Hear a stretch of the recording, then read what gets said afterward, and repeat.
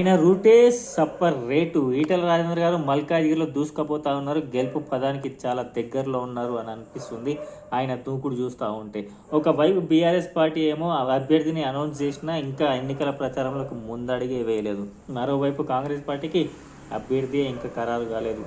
ప్రచారం నిర్వహించుకుంటున్నారు ఈటల రాజేందర్ గారు. మహిళలకు 2,500 రూపాయలు ఇంకెప్పుడు ఇస్తారు రేవంత్ రెడ్డి గారు అని చెప్పి సవాల్ చేస్తా ఉన్నారు. ఆయన రూపాయల మాఫీయే కేసీఆర్ తోటి సాధ్యం కాలేదు, 2 లక్షల రుణమాఫీ నువ్వు ఎట్లా నిర్వహిస్తావు అని చెప్పి సవాల్ చేసి అడుగుతా ఉన్నారు ఈటల రాజేందర్ గారు రేవంత్ రెడ్డి గారిని. అడ్డమైన హామీలు ఇచ్చి రాష్ట్రంలో పవర్ లోకి వచ్చిందంట కాంగ్రెస్ పార్టీ. మారెట్పల్లిలో ప్రచారంలో భాగంగా ఈ వ్యాఖ్యలను చేశారు ఆయన. కరోనా వచ్చినప్పుడు పేషెంట్ దగ్గరికి వెళ్ళిన మొదటి మంత్రిను నేనని, వ్యాక్సిన్ అందించింది దేశ ప్రధానమంత్రి నరేంద్ర మోడీ గారు అని చెప్పి గుర్తు చేశారు ఆయన. దేశం సురక్షితంగా ఉండాలంటే బీజేపీ గెలవాల్సిందే అని బలంగా నమ్ముతున్నారు.